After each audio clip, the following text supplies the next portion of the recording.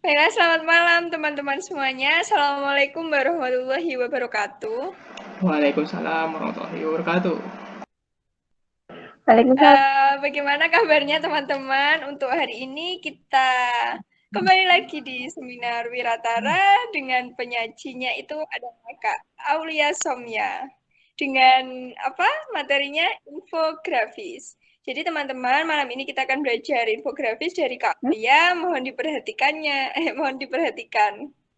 Seperti itu. Mungkin Kak Aulia siap?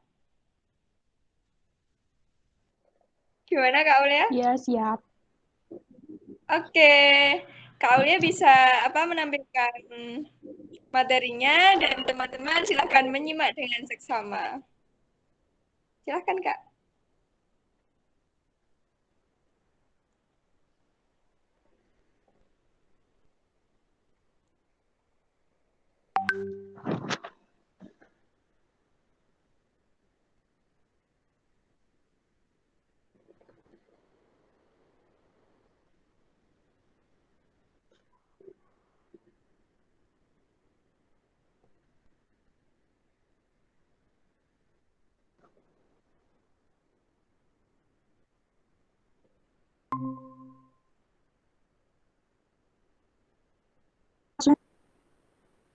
Iya, sudah bisa.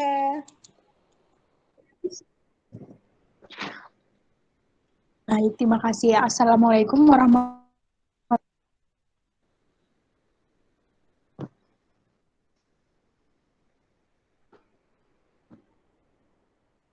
wabarakatuh. Ya, di sini saya sebagai pemateri akan memberikan penjelasan tentang infografis.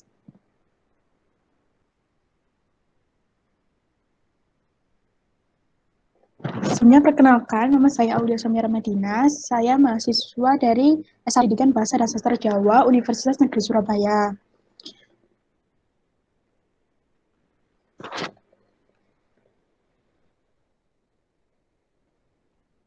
Teman-teman pernah dengar nggak sih kata infografis? Pernah dong Kak, pernah Kalau belum dengar. pernah, sudah pernah ya? Iya, Ya, di sini aku bakal jelasin ya, apa sih infografis? Jadi, sebetulnya infografis itu berasal dari sebuah kata, yaitu information dan grafik. Secara harfiahnya, infografis adalah bentuk visualisasi data yang menyampaikan informasi kompleks kepada pembaca agar dapat dipahami dengan lebih mudah dan cepat. Jadi, infografis itu maksudnya seperti apa?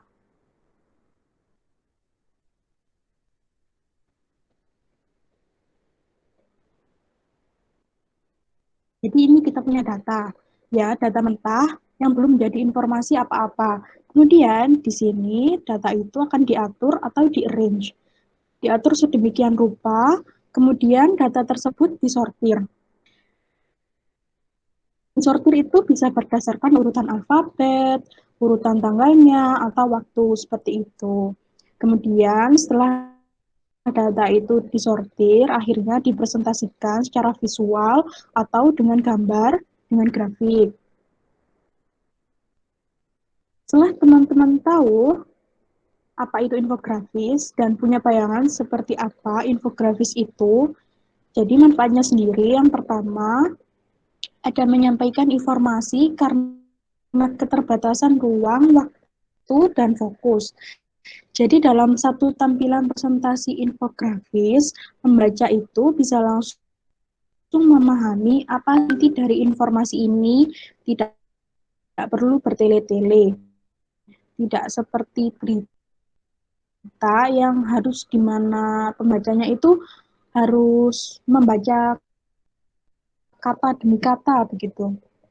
Kemudian manfaat yang kedua yaitu menarik perhatian secara efisien kepada pembaca supaya lebih mudah untuk dipahami. Yang ketiga, menjadi alat efektif dalam kampanye pemasaran digital. Jadi infografis sendiri itu juga bisa alat digital.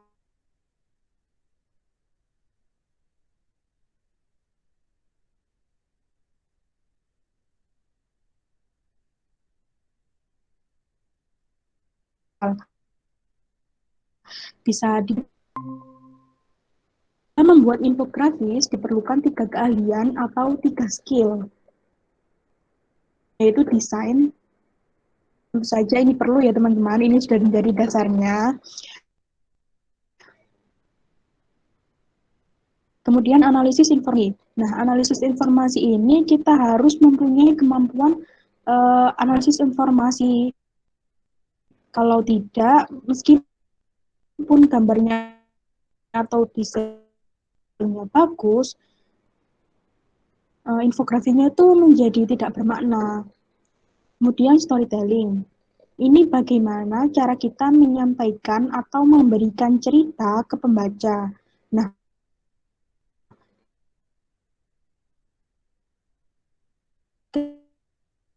itu maksimal. Jadi ke teman-teman mau membuat infografis,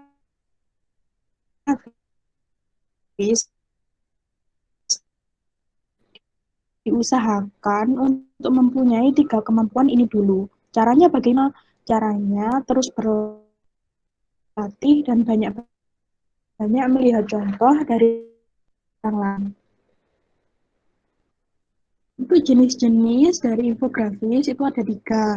Nah, yang pertama itu statis, yang kedua animasi, dan ini adalah contoh dari infografis statis. Jadi di sini ada juga seperti flow atau alur.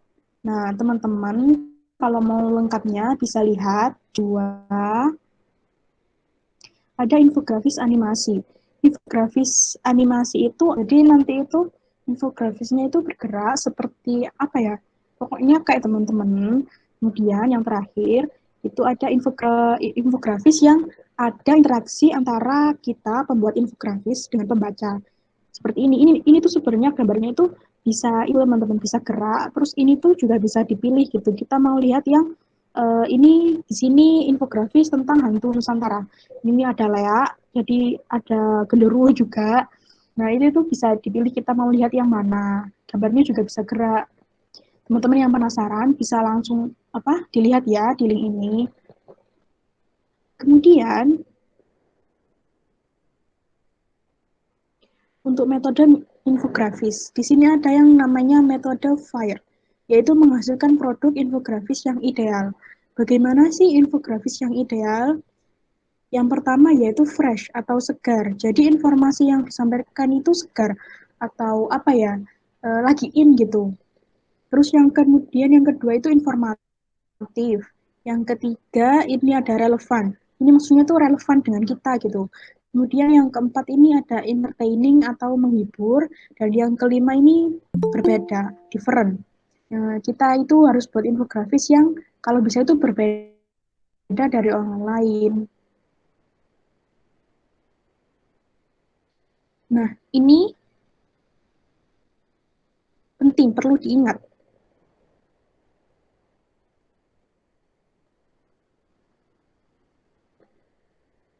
Bahwa ada elemen-elemen infografis yang harus dipikirkan, yaitu tentang warna. Warna atau color itu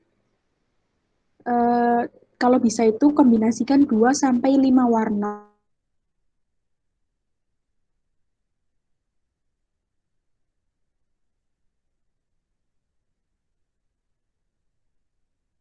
yang sesuai, akan membuat bingung pembaca dan membuat pembaca itu menjadi tidak nyaman. Dan jangan terlalu sedikit juga, misalkan satu warna dalam satu infografis, semuanya sama, satu warna gitu.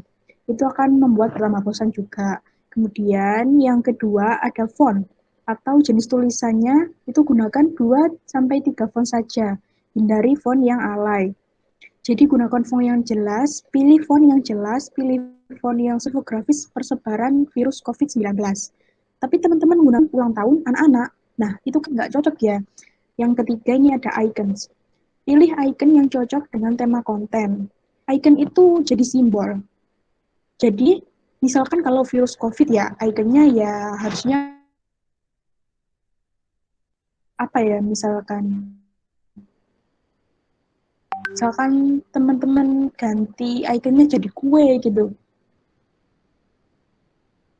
Kan itu nggak cocok juga, nggak cocok sama sekali. Jadi harus dipertimbangkan ya icon yang akan digunakan. Yang terakhir yaitu flow atau aliran atau alur informasinya.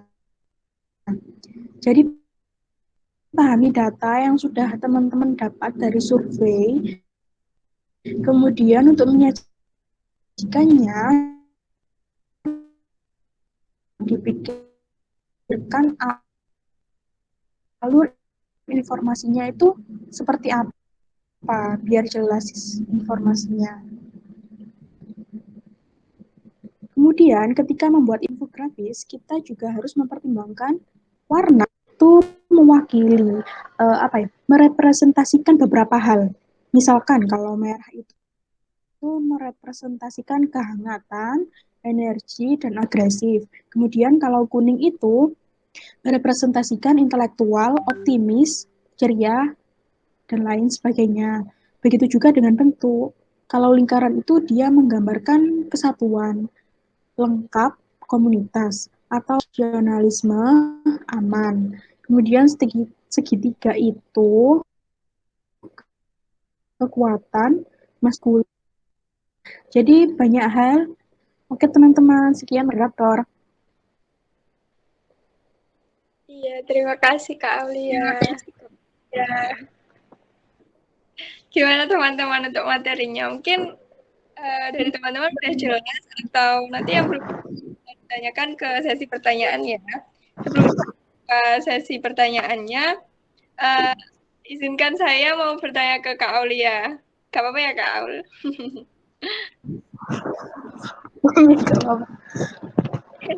Untuk pertanyaan dari saya, itu gini. Infografis itu kan hampir sama dengan poster. Nah, biasanya kalau saya tuh pernah mendapat tugas, nah itu suruh buat poster, tapi ternyata kalau itu kan sifatnya mengajak. Kalau infografis itu kan banyak seperti tadi yang disebutkan seperti storytelling. Nah, tapi ketika itu kan ternyata itu salah. Ketika saya buat poster salah, jadi dimasukin infografis. Jadi yang saya tanyakan di sini itu beda dari infografis sama poster sendiri itu gimana sih gitu? Lebih ke sebenarnya gitu kok mengirim suatu poster tapi ternyata tetap salah gitu. Harus panjang. Kalau panjang itu kan infografis, tapi ternyata tetap salah. Jadi untuk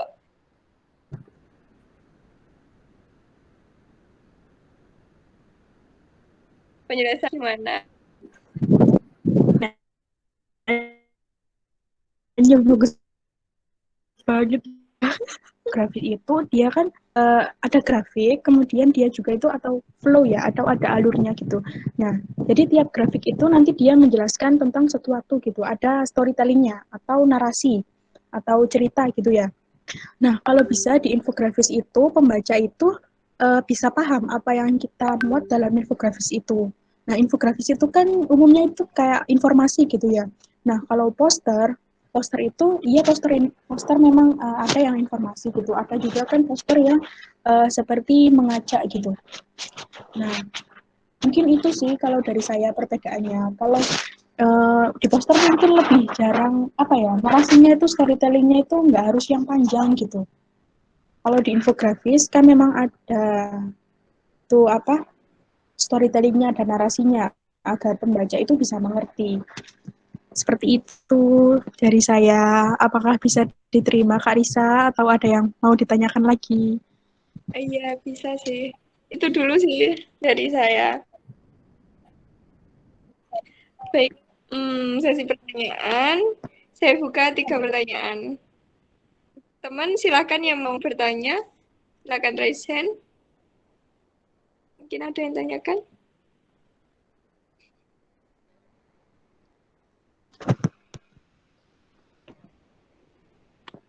Gimana teman-teman? Tidak ada yang tanyakan ini? Udah paham semuanya mungkin?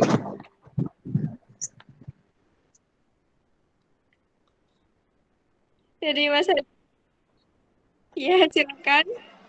Oke, makasih atas kesempatan yang sudah diberikan. Nama saya Rusdi Hafid Alinata, tapi biasa dipanggil Adi. Ya, jadi tadi kan tentang infografis ya. terus ada kemampuan desain, terus analisis informasi, dan ini apa tadi terakhir unsurnya storytelling. Nah, bagaimana sih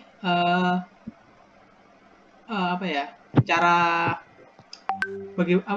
gini-gini, seperti apa sih infografis yang bagus itu, seperti apa yang sebagaimana standarnya itu seperti apa gitu. Kita kan kadang eh, kita bisa tahu gitu, biar kita bisa tahu ketika kita bikin infografis itu desainnya udah bagus kah, atau informasinya sudah tersampaikan dengan baik atau gimana. Menurut Mbak Aulia bagaimana nih infografis yang dikatakan baik, udah bagus, itu yang seperti apa? Terima kasih. Terima kasih atas pertanyaannya. Mungkin Kak Aulia bisa langsung menjawabnya. Iya, terima kasih untuk pertanyaannya Kak Adi. Infografis yang baik gitu. Kalau menurut saya ya, dari apa yang saya baca, informasi yang saya baca, itu memang yang pertama itu harus desain. Desainnya itu memang harus bisa menarik pembaca. Jadi pembaca itu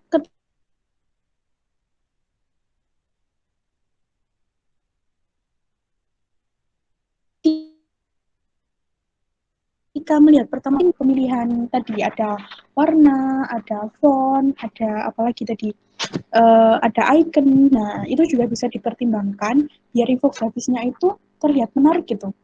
Tapi juga jangan sampai yang berlebihan, jangan sampai yang kayak terlalu banyak apa ya, banyak warna, banyak icon, banyak font. Jadi pembaca itu nggak tertarik untuk membaca.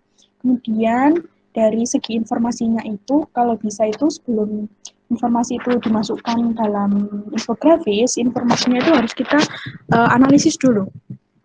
Kita pilih informasi yang kita rangkum, kita riset, bagaimana informasi itu bisa dimasukkan dalam infografis secara singkat, dan itu juga paham. Gitu. Jadi nanti narasinya itu biar apa nggak terlalu panjang banget, tapi juga nggak terlalu singkat banget gitu.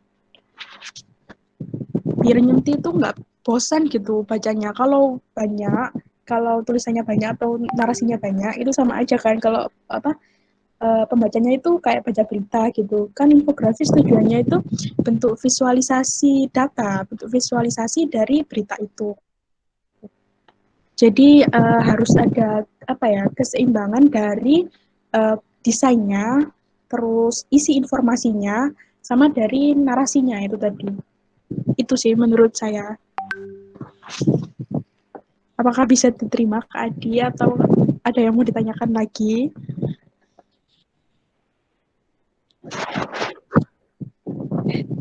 Oke, itu tadi dari Kak Adi. Mungkin yang lainnya ada pertanyaan.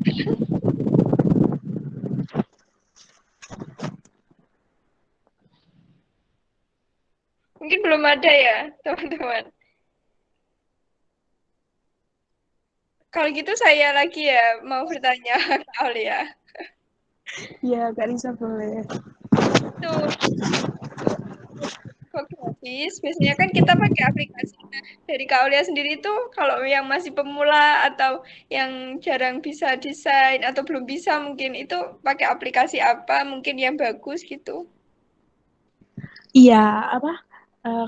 Terima kasih Kak Risa untuk pertanyaannya. Saya jawab ya. Kalau untuk pemula nih ya, saya saranin kalau misalkan dia tuh belum ada basic sama sekali gitu. Soalnya saya juga gitu, saya juga masih belajar gitu. Nah, terus saya lebih saranin itu pakai Canva. Nah, di sana dia itu udah banyak template-template-nya buat infografis gitu. Kalau mau langsung template. Nah, kalau mau buat sendiri itu, maksudnya itu buat apa desain sendiri itu juga bisa. Nah, itu mudah banget cara penggunaannya dibandingkan dengan aplikasi-aplikasi lainnya. Nah, seperti itu kayak kalau buat infografis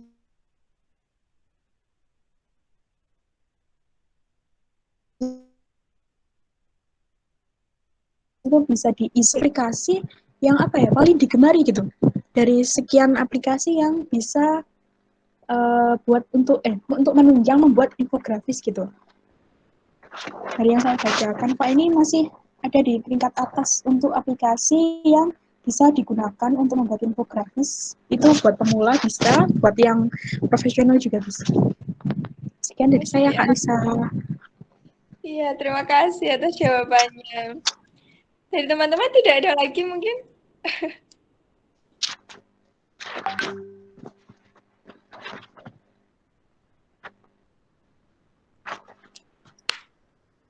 Mungkin sudah tidak ada. Dari Ilham mungkin ada pertanyaan? Atau Mas Adil masih ada?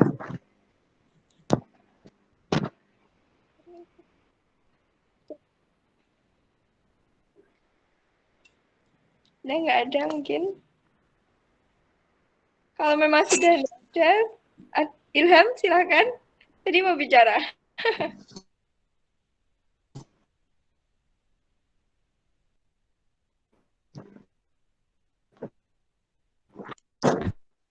Iya, terdengar. Halo? Halo.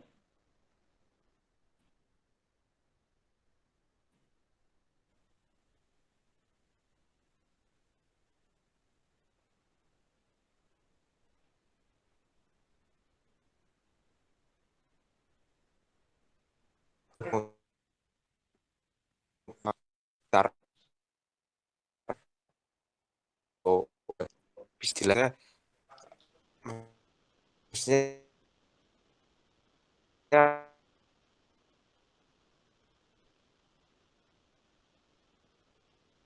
untuk komputer.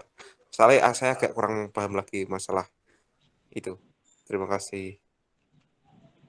Iya, terima kasih. Bisa menjelaskan kembali mungkin rangkumannya atau singkat aja penting. Silakan kalian.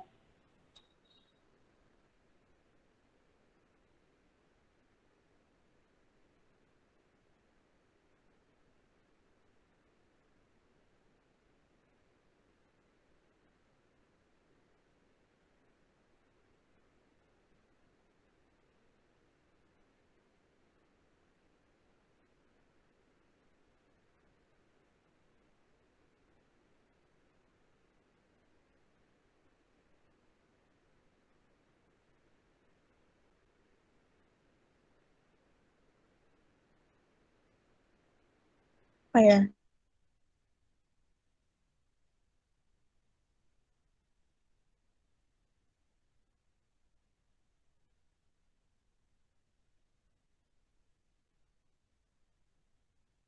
Kalau harus membaca kata satu demi kata per kata gitu. Tuh makanya ada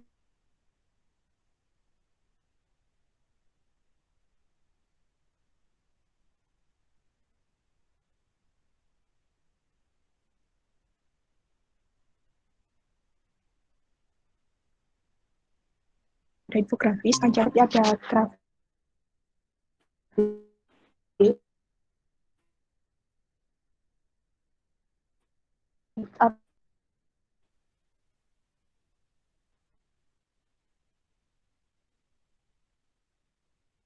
atau diagram. Nah, jadi informasi yang baik gitu.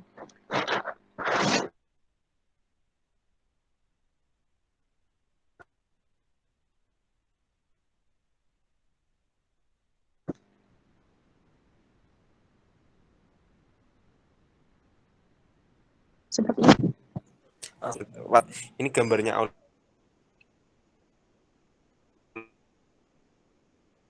itu aja nggak kayak seperti itu juga termasuk infografik ya berarti info termasuk dalam infografis maksud saya. Seperti apa dulu Kak Ilham? Soalnya di infografis itu kita tidak hanya ada tabel saja yang monoton ada tabel gitu aja.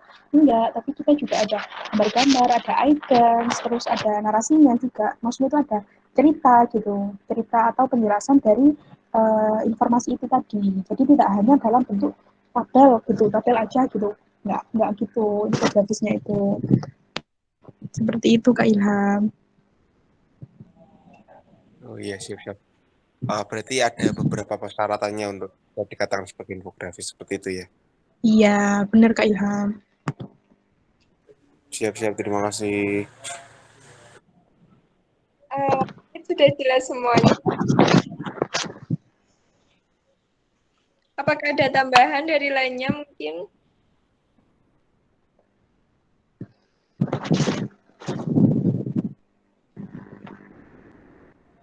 Sudah tidak ada teman-teman. Kalau sudah tidak ada, kita bisa dirinya seperti itu.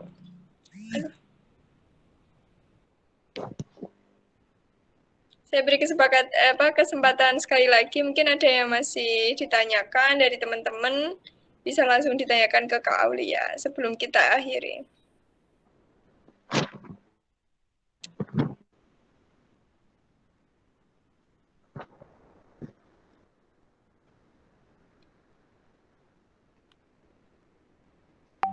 Baiklah, sepertinya sudah tidak ada. Kak Aulia mungkin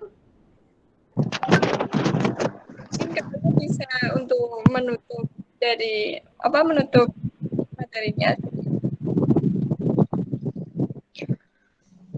Baik Kak Risa, teman-teman tidak ada yang ditanyakan atau kalau mau ada yang ditanyakan juga boleh nanti tanya aja. Sekian presentasi atau materi yang bisa saya sampaikan untuk webinar Wiratara kali ini. Kalau ada kekurangan, saya mohon maaf ya teman-teman. Wassalamualaikum warahmatullahi wabarakatuh.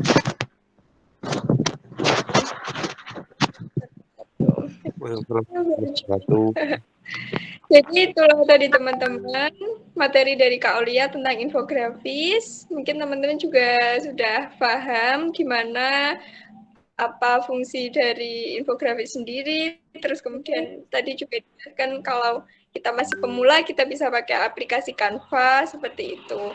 Dan infografis sendiri itu memuat suatu berita yang fresh dengan ada disertai tabel atau kemudian ada cerita yang pendek atau narasi pendek seperti itu. Baiklah teman-teman, itu saja yang bisa saya sampaikan ke Aulia dan saya sebagai moderator. Mohon maaf jika ada kekurangan, mungkin hari ini juga masih kurang persiapan juga saya. Jadi mohon dimaafkan.